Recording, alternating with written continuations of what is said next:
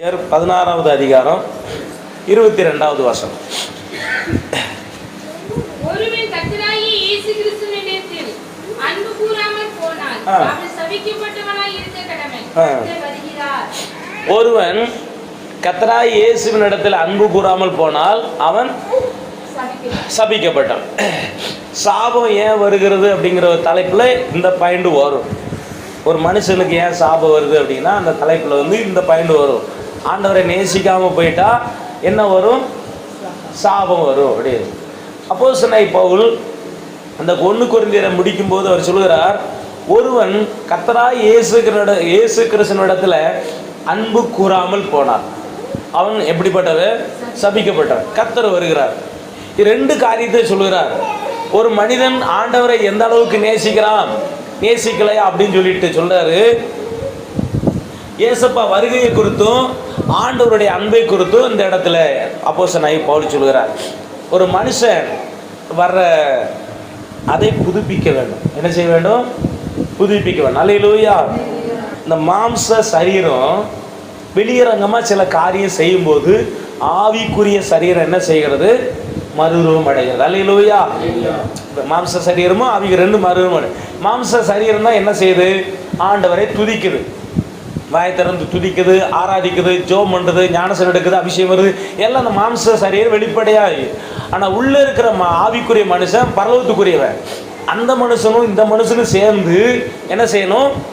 அந்த சரீரத்தை மறுரூபப்படுத்துவதற்கு எவ்வளோ பிரயாசப்படணுமோ அவ்வளோ பிரயாசம். மாம்சீகத்தில் பட்னியாக கிடந்த, அதாவது பாஸ்டிங் இருந்தால் மாம்ச மனுஷன் பட்னி கிடக்கும். ஆவிக்குரிய மனுஷனுக்கு என்னது? அது ஆகாரம். அல்லேலூயா சொல்லுங்க. ஆவிக்குரிய மனுஷனுக்கு அது ஆகாரம். ஆனால் மாம்ச மனுஷன் பட்னி கிடக்கான். அப்போ இந்த 2 மனுஷனையும் நம்ம என்ன செய்யணும்? கவனிக்கணும். இந்த மனுஷன் பைபிள் சொல்லுது புரியுதா? ஆவி மனுஷனையும் மாம்ச மனுஷனை என்ன செய்ய முடியாது? பிரிக்க முடியாது. 2 மனுஷன் எங்கே போனாலும் உன்னோட தான் போவான். இப்போ தற்காலிகமா ஏசப்பா இல்லாம மரிக்கிற ஆத்துமா எங்க போகிறது? நரகத்தில் போய் வேதனைப்படுது. தற்காலிகமா, அது தற்காலிகம். ஆனால் நியாயத்தீர்ப்புக்கு பிறகு இந்த ஆவியும் சரீரம் ஒன்றா சேர்ந்து முழு மனுஷனா எங்கே போய் தள்ளப்படுவாங்க? அக்கினி கடல்ல தள்ள. இரவும் பகலும் வேதனை. நாங்கள் இப்போ போகிற சிறு பிள்ளைகளுக்கெல்லாம் அதை சொல்லிக்கிட்டு இருக்கோம். என்ன செய்வோம்? ரெடியாக இருக்கிறோமா? அதை குறித்து தான் பார்க்குறோம். 3 காரியம் ஆண்டோடைய வருகையில் எடுத்துக்கொள்ளப்படுறதுக்கு பல தகுதிகள் இருக்கு. ஆனால் 3 காரியத்தை மட்டும் நம்ம வேதத்திலிருந்து வாசிக்க போறோம். இயேசு கிறிஸ்து வருகிறார். இயேசு கிறிஸ்து என்ன செய்யறாரு? வருகை. எத்தனை வருகை? இயேசு கிறிஸ்துனுடைய வருகை எத்தனை வருகை? ஒரே வருகை 2 விதமாய் வருகிறார். சொல்லுங்க, ஒரே வருகை எத்தனை விதமா வர்றாரு? 2 விதமா. ஒன்று ரகசியமா வருகிறார், இன்னொன்று பகிரங்கமா என்ன செய்யறாரு? வருகிறார். பரலோகத்திலிருந்து இந்த பூமிக்கு வர்றதுக்குள்ள ஒரு 7 வருஷம் ஆகாயத்தில் என்ன செய்யறாரு? வெயிட் பண்றார். அந்த வருகைக்கு பேரு ரகசிய வருகை. அல்லேலூயா. அதுக்கப்புறம் அங்க ஆகாயத்திலிருந்து பூமிக்கு வரும்போது பகிரங்கமா என்ன செய்யறாரு? வரப்போறார். அப்ப இந்த வருகையை குறித்து 2-3 வசனம் வேகமா வாசிக்கலாம். எல்லாரும் எடுத்துக்கோங்க, வேகமா வாசிக்கலாம். முதல் வருகை, முதலாவது வருகை இருந்தது ரகசிய வருகைன்னு சொல்லுவோம். இந்த ரகசிய வருகை எதுக்காக வருகிறார்னா, புறஜாதி மக்களாகிய புதிய ஏற்பாட்டை சேர்ந்த மனவாட்டியாகிய சபையை எடுத்துக்கொள்ளும்படி. அல்லேலூயா. இதில் அதிகபட்ச புறஜாதிகள், யூதர்களை தவிர அதிகபட்ச புறஜாதிகள் இருப்பாங்க. இவங்க மனவாட்டியா மாறணும். இவர்களை எடுக்கும்படி முதலாவது இயேசு கிறிஸ்து ரகசியமா என்ன செய்ய போறாரு? வருகிறார். நிறைய வசனங்கள் பழைய ஏற்பாட்டில் புதிய ஏற்பாட்டில் வர வசனம் ஒவ்வொன்றா சொல்கிறேன். இந்த வருகையை குறித்து சொல்லும்போது 1 தெசலோனிக்கேயர் 4ஆம் அதிகாரம் 13 - 18 வரைக்கும் வேகமாக எடுத்துக்கோங்க. அதில் என்ன சொல்லியிருக்குன்னா, மற்றவங்களை போல நீங்கள் துக்கமாக இருக்கிறதுக்கு எனக்கு மனசு இல்லை. மற்றவங்க துக்கமாக இருப்பாங்க, மற்றவங்களுக்கு இதாக இருப்பாங்க, அதை பற்றி கவலைப்படாதீங்க. நம்ம இயேசு கிறிஸ்து வரப்போகிறார். எப்படி சொல்றாரு? 14ஆம் வசனத்திலிருந்து, இயேசுவானவர் மரித்த பின்பு எழுந்தார் என்று விசுவாசிக்கிறோம். அப்படியே இயேசுவுக்குள் நித்திரை அடைந்தவர்களை தேவன் அவர்களோட கூட கொண்டு வருவார். கர்த்தருடைய வார்த்தையை முன்னிட்டு நாங்கள் உங்களுக்கு சொல்லுகிறதாவது, கர்த்தருடைய வருகை மட்டும் உயிரோடு இருக்கும் நாம் நித்திரை அடைந்தவர்களுக்கு முந்தி கொள்வோம். அடுத்த வசனம் ஆரவாரத்தோடும் தூதனுடைய சத்தத்தோடும் தேவ எக்காலத்தோடும் வானத்திலிருந்து இறங்கி வருவார். அப்போ மரித்தவர்கள் எழுந்திருப்பாங்க. பின்பு உயிரோடு இருக்கு நாமும் கர்த்தருக்குள் எதிர்கொண்டு போக மேகங்கள் மேல் அவர்களோடு கூட ஆகாயத்தில் எடுத்துக்கொள்ளப்பட்டு இவ்விதமாய் எப்பொழுதும் கர்த்தருடனே கூட. இப்ப இது ரகசிய வருகை, சரியா? ஆனா பிரதான தூதனுடைய சத்தம்லாம் எதுக்குன்னா, ஆகாயத்தில் அசுத்தாவிகள் நிறைஞ்சிருக்கிறான், அவனை மிரட்டுறதுக்காக தேவ தூதர்கள் பயங்கரமா என்ன செய்வான், அவனை அடிச்சு அங்கிருந்து பூமியில் என்ன செய்ய போறாங்க, தள்ள போறாங்க. அந்த நொடி பொழுதுதான் நடக்க போகுது. அங்கிருந்து சாத்தான் கீழே விழுகிறான். ஏற்கனவே கிறிஸ்துவுக்குள்ள மரிச்சவங்க உயிரோடு எழும்பி அவங்க மறுரூபம் அடைகிறாங்க. ஏற்கனவே பூமியில உயிரோடு இருக்கிற பரிசுத்தவான்கள் மறுரூபம் அடைகிறாங்க. இதெல்லாம் ஒரு நொடி பொழுதுல என்ன செய்ய போகுது, நடக்க போகுது. அல்லேலூயா, இயேசு கிறிஸ்து. அப்போ பாருங்க 15 5 அதிகாரம் 1 தெசலோனிக்கர் 5 அதிகாரம் 2வது வசனம் வாசிங்க. 1 தெசலோனிக்கர். இயேசு கிறிஸ்துவினுடைய வருகை எப்படி வரும்? திருடன் வருகிற விதமாய். அப்படி இன்னொரு வசனம் இருக்கு பாருங்க, வெளிப்படுத்தின விசேஷம் 16வது அதிகாரம் 15வது வசனம். வெளிப்படுத்தின விசேஷம் 16 15 இயேசு கிறிஸ்துவினுடைய வருகை பற்றி. இதோ திருடனை போல என்ன செய்யறேன் பாருங்க. அங்கேயும் திருடனை போல, இங்கேயும் திருடன். இன்னொரு இடத்துல பாருங்க, வெளிப்படுத்தின விசேஷம் 3வது அதிகாரம் 3வது வசனம். வெளிப்படுத்தின விசேஷம் 3வது அதிகாரம் 3வது வசனம். கேட்டு பெற்றுக்கொண்ட வகையை நினைவு கூர்ந்து அதை கை கொண்டு மறந்திரும்பு. நீ விழித்திராவிட்டால் திருடனை போல என்ன செய்வேன் பாருங்க. இப்ப 4வது 4 பையனா திருடனை போல 4 தடவை சொல்லிட்டாரா? அடுத்து பாருங்க, பேதுரு 2 பேதுரு 3வது அதிகாரம் 10வது வசனம். 2 பேதுரு 3வது அதிகாரம் 10வது வசனம். என்ன எதுக்கு எடுத்தாலும் திருடன் திருடன் ஏன் எழுதப்பட்டிருக்கு? இயேசு கிறிஸ்துவை குறித்து, அவருடைய வருகை குறித்து சொல்லி திருடனை போல அவர் அப்படின்னா, திருடனுடைய குணம் அல்ல, திருடனுடைய செயல். ஒரு நிலை சொல்லுவோமா? அல்லேலூயா. திருடன்னா திருட்டு நாய்கள் இருக்கான அந்த நாய்களை போல அல்ல, அவங்களுடைய குணங்களை அல்ல, அவங்களுடைய செயல்கள். திருட எப்போ வருவான்? சொல்லாம வருவான். நைட்ல இல்ல, சொல்லாம வருவான். நம்ம நினைக்காத நேரத்தில் வருவான், யாருமே எதிர்பார்க்காத நேரத்தில். அதுக்கு தான் அந்த வார்த்தையை சொல்லியிருக்கக்கூடிய அந்த திருட்டு பயகளை மாதிரி இயேசு கிறிஸ்து அந்த குணத்தில் அல்ல, செயலில். சரியா? திருடனை போல என்பது திருடனுடைய செயல். திருடன் எப்போ வருவான் யாருக்கும் தெரியாது, எப்படி வருவான் அதுவும் தெரியாது. அவன் வருகை எதுவுமே அது போல ஏசப்பா சொல்றார், திருடன் ஒருத்தன் வருவான்ல வீட்டுக்கு, திருடத்துக்கு வர்றான்ல, அந்த மாதிரி நான் வர்றேன் அப்படின்னு எல்லா இடத்துலையும் என்ன செஞ்சிருக்காரு சொல்ல. அப்படி வரும் அந்த வருகை. அதுதான் முதலாவது என்ன வருகை? ரகசிய வருகை. சொல்லுங்க, என்ன வருகை? சில ரகசிய வருகை. அல்லேலூயா. அதனால திருடனை போல முதல் வருகை. அப்படி 2வது வருகை எப்படி வர்றாரு? மத்தேயு 13வது அதிகாரம், சரி மார்க் 13:26 மனுஷகுமாரன் எப்படி வருவார்? மார்க் எடுங்க, மத்தேயு எடுங்க. மத்தேயு மார்க் 2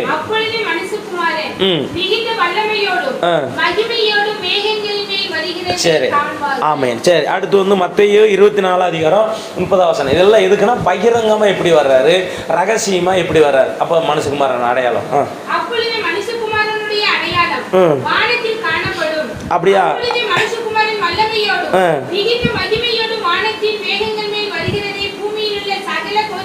கண்டு புலம்புவார். இது பகிரங்க வருகை. சரியா?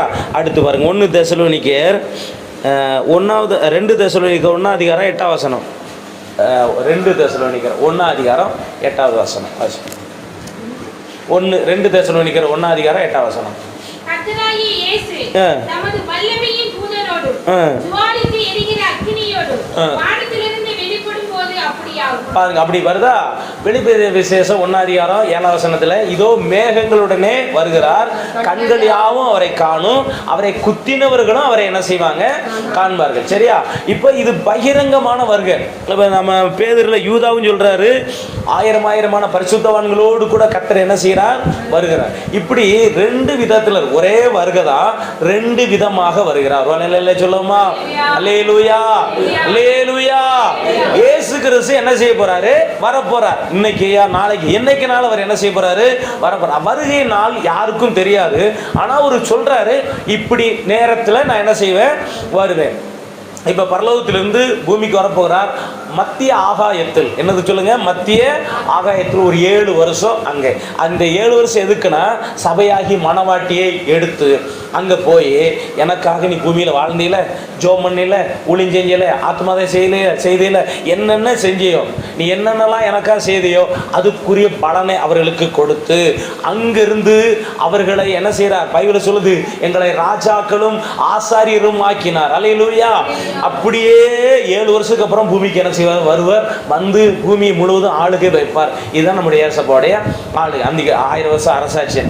இந்த ஒன்றுக்காக இந்த 7 வருஷம் கர்த்தருடைய பிள்ளைகள் யாரெல்லாம் அவருக்காக வாழ்ந்தாங்களோ அவர்களுக்கு பலன் கொடுக்கிற நாள் தான் எந்த நாள்?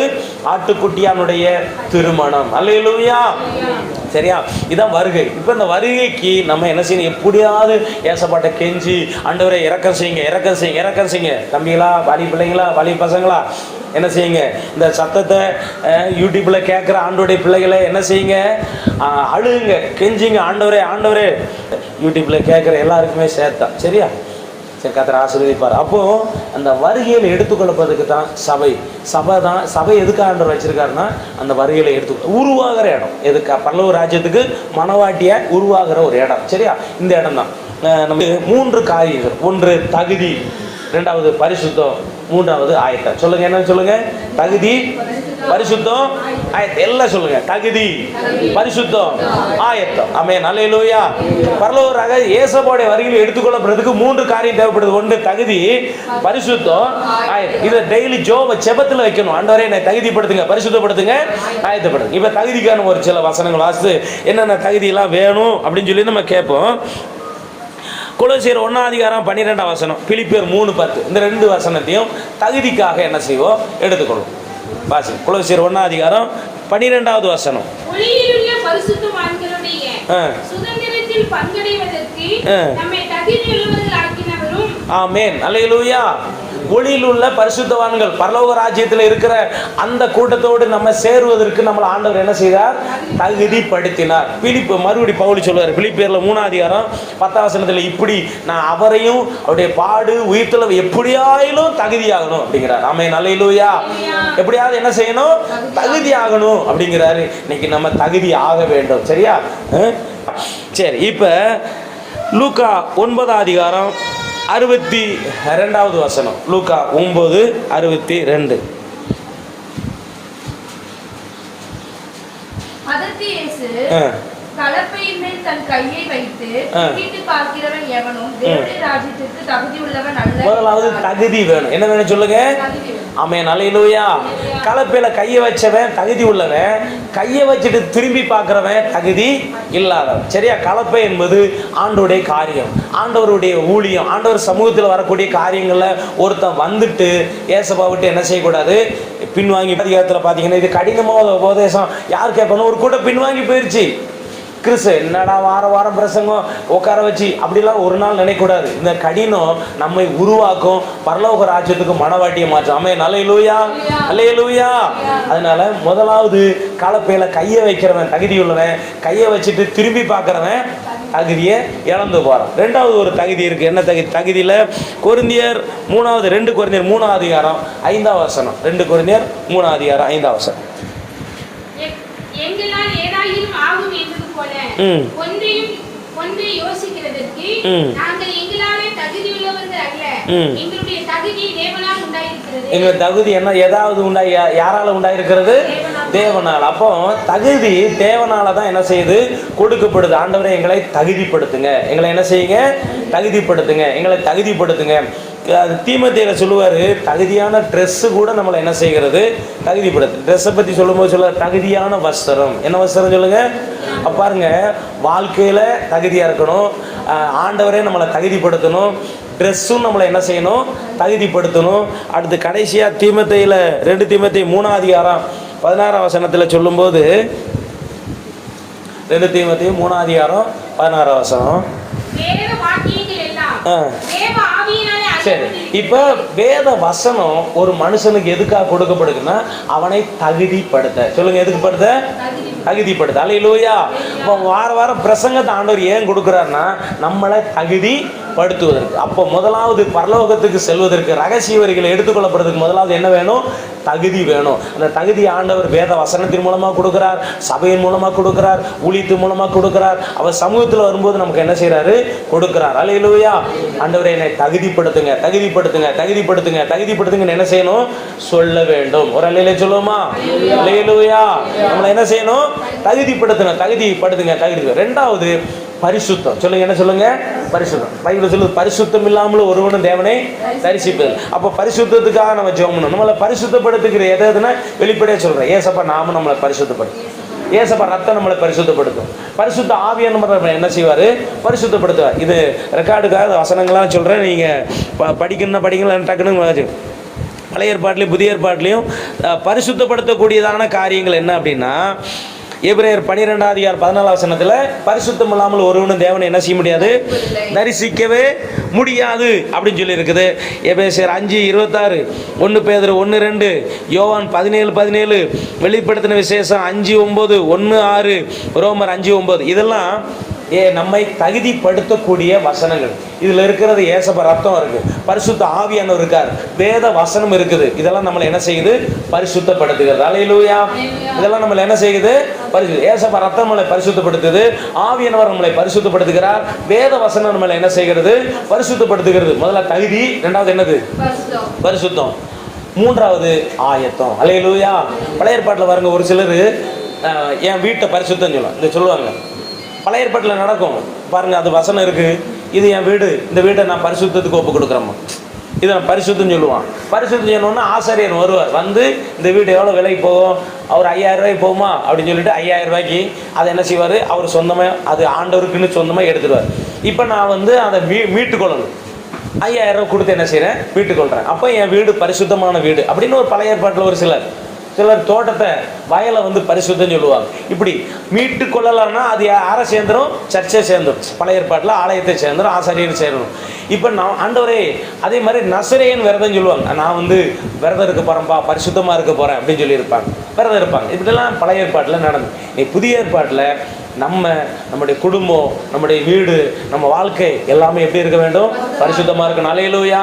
எங்கள் வீட்டை பரிசுத்தப்படுத்துங்க. எப்படி என்ன செய்யணும் சொல்லுங்க? என் வீட்டை பரிசுத்தம். நீங்கள் ஒரு தொழில் செய்யணும், தொழிலை பரிசுத்தப்படுத்துங்க. ஒரு தோட்டம் வச்சிருக்க, தோட்டத்தை என்ன செய்யுங்க? பரிசுத்தப்படுத்துங்க. இதெல்லாம் ஆண்டவர் சொல்லி இருக்கிறார் பழைய ஏற்பாட்டில். எங்களை பரிசுத்தப்படுத்துங்க, எங்கள் குடும்பத்தை பரிசுத்தப்படுத்துங்க அப்படி நம்ம சொல்லி நம்ம எல்லாமே பரிசுத்தமாக இருக்கணும். அல்லேலூயா. முதல்ல தகுதி, ரெண்டாவது என்னது?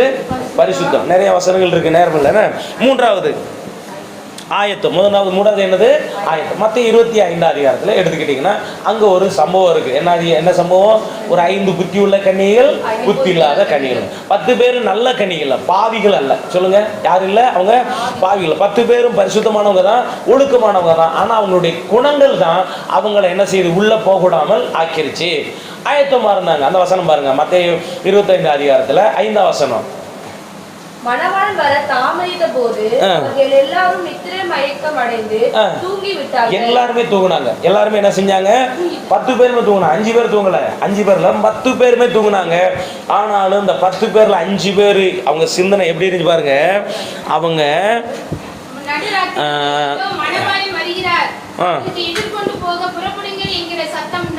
ஒரு 7-6 காரியம் சொல்றேன்.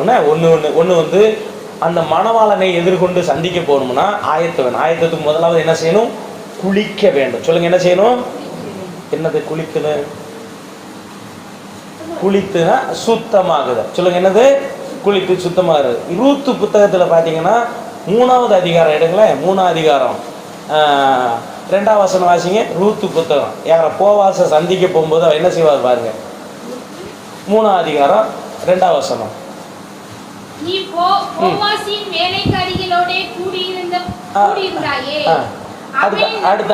அடுத்த வசனங்கள். நீ குளித்து எண்ணெய் பூசி உடுத்திக்கொண்டு களத்துக்கு போ. ஆமென். அல்லேலூயா. சரி, ஓகே. அது நீ என்ன செய்ய? குளிச்சு நல்லா ட்ரெஸ்ஸை போட்டுக்கிட்டு என்ன செய்ய? அந்த களத்துக்கு போ. எண்ணெய் பூசிட்டு பாருங்க. எண்ணெய் பூசி நைட்டில் என்ன, யாராவது எண்ணெய் பூசுவாங்க நைட்டில் தான் என்ன செய்கிறான்? அங்கே களத்தில் இருக்கிறான். நைட்டில் என்ன தடவாங்களா? எறும்புகள், ஏதோ ஒன்று காரணம் சொல்லுவாங்க. ஆனால் பாருங்கள், பைபிளில் அதாவது என்றைக்குமே வசனங்கள் அங்கங்கே என்ன செய்யுது? இணைஞ்சிருக்கும். நீ குளிக்கணும், குளிச்ச பிறகு என்ன செய்யணும்? தலைக்கு என்ன வைக்கணும்? நல்ல ட்ரெஸ்ஸை போட்டு என்ன செய்ய? காலத்துக்கு போ. இப்போ இந்த 5 புத்தி உள்ள கனிகள், 5 புத்தி எல்லாருமே ஆயத்தமாக இருந்தாங்க. ஆனால் அவங்களுக்குள்ள இருந்த சில குறைகள். ஒன்று, அவங்க குளிச்சாத்த நல்ல ட்ரெஸ்ஸு போட முடியுமா? சரியா? ரெண்டாவது, வஸ்திரம், நல்ல வஸ்திரம். என்ன வஸ்திரம்? வெளிப்படுத்த விசேஷம் 3ஆம் அதிகாரத்தில் 5ஆம் வசனத்தில் வஸ்திரத்தை சொல்லுகிறார். என்ன வசனம் சொல்றாரு? வாசிங்க. வெண்வஸ்திரம் தரிக்கப்படும். ஒரு அலையில சொல்லுவோமா? அல்லேலூயா. அதே 19ஆம் அதிகாரத்துல ஒரு வசனம் சொல்லுது, 8ஆம் வசனம், பரலோகத்தில் இருக்கிற சேனை எப்படி இருந்துச்சாம்? மெல்லிய வஸ்திரம். யோசித்து பாருங்க, வாசிங்களா? அதை சுத்தமும் பிரகாசமுமான மெல்லிய வஸ்திரம் தரித்துக் கொள்ளும்படி அவளுக்கு அளிக்கப்பட்டது. அந்த மெல்லிய வஸ்திரம் பரிசுத்தவான்களுடைய நீதிகளே. ஆமென். அல்லேலூயா.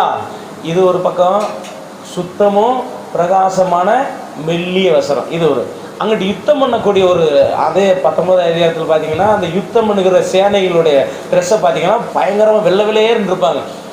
யுத்தத்துக்கு போகிறவங்க ஆயுதங்கள் அகோரமாக தான் என்ன செய்யணும்? இருக்கணும். ஆனால் அவங்க பரிசுத்தமான ட்ரெஸ்ஸோடு இருப்பாங்க. அல்லேலூயா.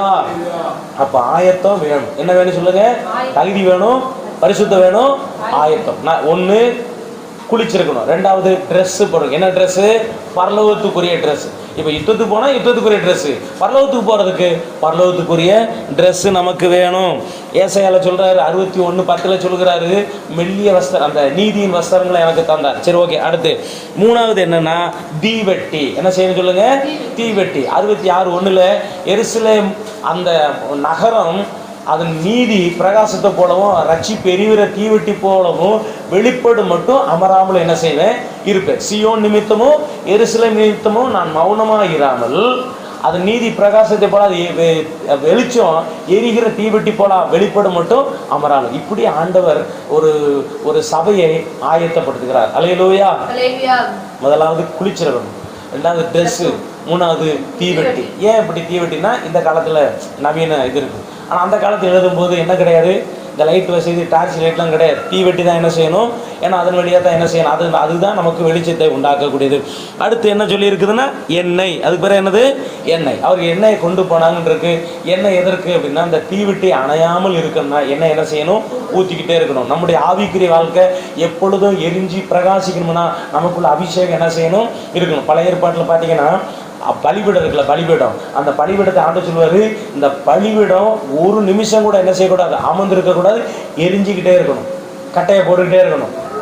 அது ஒரு நாள் என்ன செய்யக்கூடாது? அணையக்கூடாது. விடிய அதுக்குன்னு ஆட்களை நியமித்து விடிய எரிஞ்சிக்கிட்டே இருக்கணும், அணையக்கூடாதான். பலிபீடத்தில் இருக்கிற அக்கினி மட்டும் என்ன செய்யக்கூடாது? விடிய எரிஞ்சுக்கிட்டு. இது பழைய ஏற்பாட்டு ரூல்ஸ். புதிய ஏற்பாட்டில் நம்முடைய ஆவிக்குரிய வாழ்க்கை எப்பொழுது அபிஷேகம், வல்லமை, கிருபை, அக்கினி. சொல்லுங்க, வல்லமை, கிருபை, அக்கினி அப்படின்னு புலம்பிக்கிட்டு நிரப்புங்க அப்படி இருந்தால் தான் நம்ம ஆயத்தமாக இருக்க முடியும். ஏசப்பா வரிகளை என்ன செய்ய முடியும்? எடுத்துக்கொள்ளப்பட முடியும். அடுத்து நம்முடைய சிந்தனை. நம்ம சிந்தனை எப்பொழுது எப்படி இருக்கணும்? கிறிஸ்து இயேசுவில் இருந்த சிந்தையை உங்களில் இருக்க கடவுது அப்படின்னு இருக்கு இல்லையா? வசனம் பிலிப்பியர் 2ஆம் அதிகாரத்தில் 2ஆம் அதிகாரம் 8ஆம் வசனம் நினைக்கிறேன். அப்போ நம்ம சிந்தனை ஊர் எங்கே இருக்கணும்? பரலோகம். ரகசியம் இருங்க. வேலை செய்யக்கூடாதா? படிக்கக்கூடாதா? படிங்க, வேலை செய்யுங்க, என்ன வேணாலும் செய்யுங்க. ஆனால் சிந்தனை ஊர் எங்கே இருக்கணும்?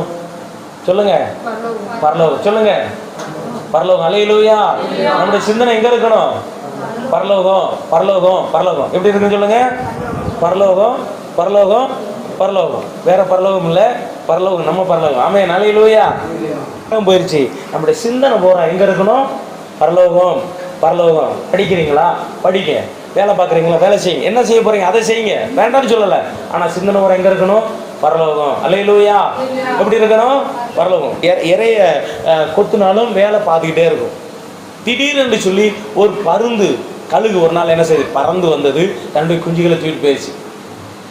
அதனுடைய அங்கேருந்து பார்த்தா அது தெரியுமா? நம்ம இந்த பூமிக்குரியவங்களாக இருந்தால், பூமியில் இருந்தாலும் நம் பூமிக்குரியவங்க அல்ல. நம்ம சிந்தனை போகிற எங்கே இருக்கணும்? பரலோகம். இதுதான் ஆயத்தத்திற்கு அடையாளம். ஒரு அலையில சொல்லுவோமா? அல்லேலூயா. கடைசியாக காத்திருக்க வேண்டும். என்ன செய்ய சொல்லுங்க? இவ்வளோ பிரச்சனை, நிறைய நேரம் இல்லை. சரியா, முடிக்கிறேன். இப்போ இவ்வளவு இருக்கு, காத்திருக்கணும். ஆண்டவரே எப்போ வருவார்? பைபிள் சொல்லுது, ஆயத்தமாக இருந்தாங்க, காத்திருந்தாங்க. மணவாளன் வருகிறார் அப்படின்னு ஒரு சத்தம்.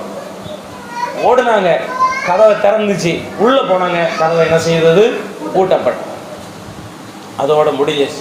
மற்றவங்க வந்து கதவை திறந்து பார்த்தாங்க, தட்டி பார்த்தாங்க, ஆண்டவரே நாங்கள் யாருன்னு எங்களுக்கு தெரியாது அப்படின்னு. இந்த கடைசி காலத்தில் இருக்கிறோம், ஆண்டவர் வரப்போகிறார், எப்போ வராருன்னு தெரியாது. வரும்போது நம்ம பரலோகத்துக்கு என்ன செஞ்சிடணும்? ஓடிடணும். இந்த 3 காரியத்துக்காக நம்ம சொல்லணும். ஆண்டவர் என்னை தகுதிப்படுத்துங்க, பரிசுத்தப்படுத்துங்க, ஆயத்தப்படுத்த சொல்லுங்க. தகுதிப்படுத்துங்க, பரிசுத்தப்படுத்துங்க, ஆயத்தப்படுத்துங்க. இந்த 3 காரியத்துக்காக நம்ம ஜெபம் பண்ணுமா? ஏசப்பா கண்ணை மூடிக்கும். ஏசப்பாடா சொல்லி கேளு. ஆண்டவரே எங்களை தகுதிப்படுத்துங்கப்பா, பரிசுத்தப்படுத்துங்கப்பா, ஆயத்தப்படுத்துங்க. உலகத்தில் இருக்கிற வேலைகளுக்கு, உலகத்தில் இருக்கிற காரியங்களுக்கு மனுஷன் தகுதியை பார்க்குறான், அவனுடைய அந்த இதை பார்க்குறான், ஆயத்தத்தை பார்க்குறான். நம்ம பரலோகத்துக்கு போக போகிறோம். நம்மளை ஆண்டவர் 3 காரியம் சொல்கிறார். நீ தகுதி